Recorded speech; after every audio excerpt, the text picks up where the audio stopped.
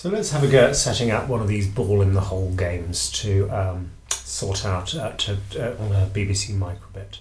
So we've got event-driven programming here, and my event is a very simple one. It's on the start of the microbit. Then run all of this code. We're going to create a couple of things here. We're going to have a ball, and we're going to have a hole. So we're going to need both of those. Oops, mistyped. There we go. We're also, I think, going to need a timer, so we'll get that set up now. Okay, but the timer is going to be rather different from the ball and the hole. Let's start with dealing with the ball. So we're going to put the ball right in the middle of the microbit when it starts. So set the ball, and the ball is going to be an object. So that's both data as well as some behaviours. And we have that as a sprite here, which is a little programmable game object. Create the sprite at 2, 2. Okay, so we could have a score as well. So let's pop a score in there. And that's built in, so that's built into this game idea. So let's set up a score at 0. We're going to keep playing the game until, or we're going to keep going, yes, we're going to keep playing the game. So let's go around a loop now. So whilst this is true, then keep resetting all of this. And at each time, we're going to position the hole at a random position. So let's have the hole. Where's my variables? Set the hole to be a sprite at a random position somewhere on the screen. So I've got that hidden under my math tab here. And I'm looking for a random from 0 to 4 in both directions. So let's have a couple of those and pop those into that coordinate space. There, so we're picking a couple of random numbers for the position of the sprite at each place. So set the hole to be a random position. Then within each level of the game, we're going to keep moving the ball until it hits the hole. So I've got another loop going in here. So whilst not true on this occasion, and this is going to be whilst the ball isn't touching the hole. So I've got a little bit of logic I'm needing there, so I've got a not operator, so whilst not touching the hole. So, and we've got touching as one of the properties we have for these game sprites.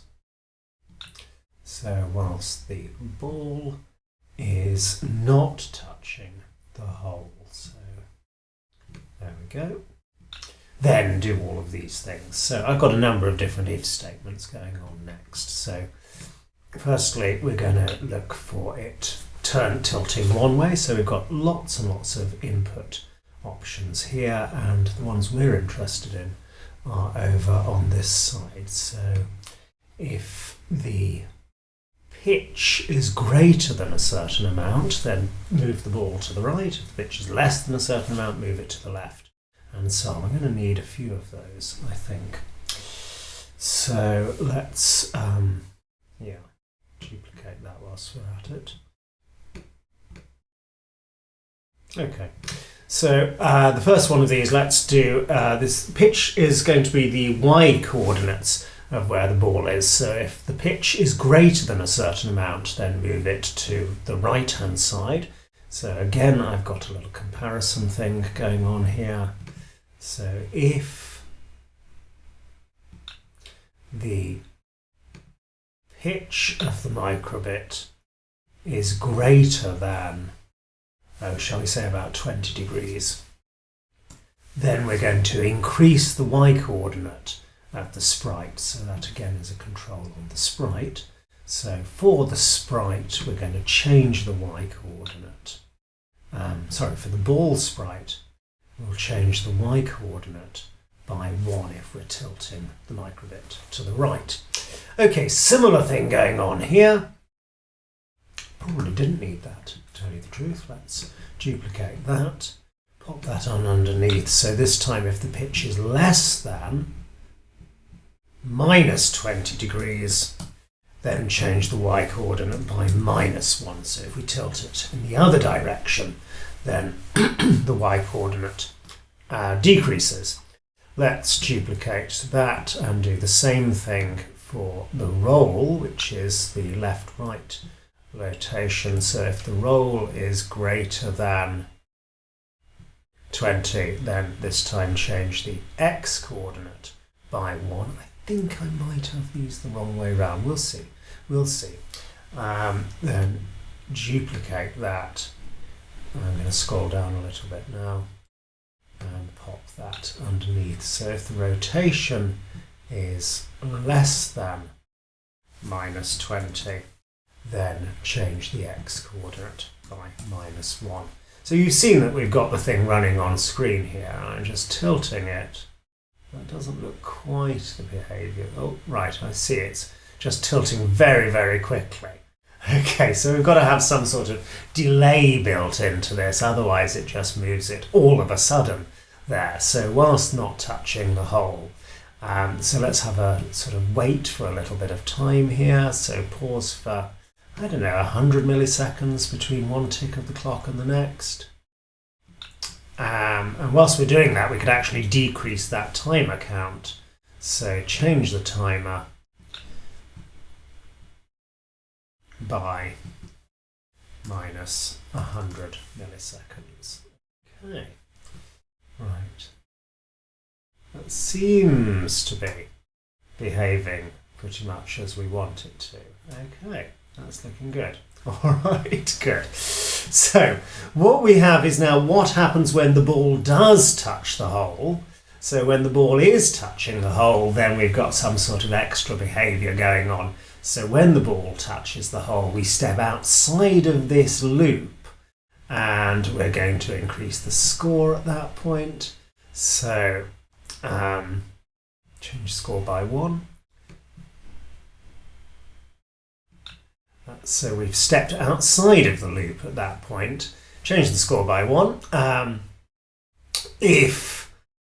So we're changing the score by 1, we are then going to reset the position of the hole. That looks absolutely fine because we're inside our loop there, but we probably need to delete the existing hole at that point. So game, and I want to delete the current hole at that point. So we've stepped outside of the loop. So this is running here. I'm trying to position it onto the hole that's there. This is surprisingly difficult. Interface design, which is what we're talking about today. Let's just reset it. It's easier if it's on an edge. Okay, I think we were seeing some sort of error statement coming up.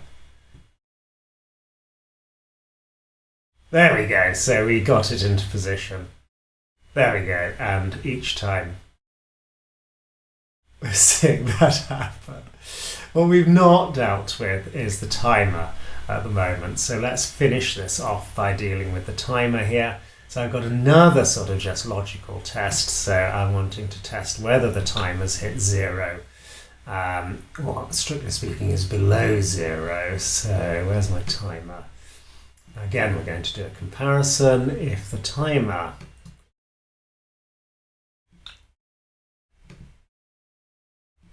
is less than or equal to 0, then I'm hoping we've got some sort of game over command that we can issue at this point. There's my game over, and then it should deal with the rest as part of its programming. And I think that's pretty much it. So I'm going to save this as Ball in the Hole version 3. And I'm going to attempt to get that onto Moodle for you to see. Okay, that's not looking good. Let's press play. Okay, I think the game is about to start now. Oh, it's actually just stopping now. Let's see whether we can reset this.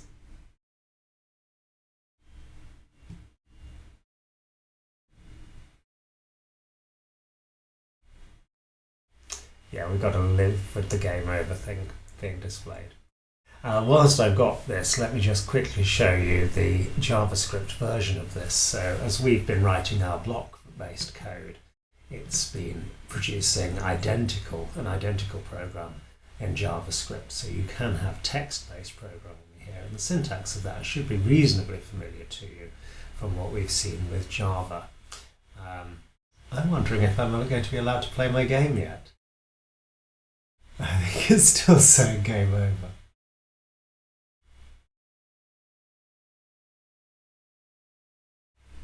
Score 0. Okay, so let's try and do a reset now.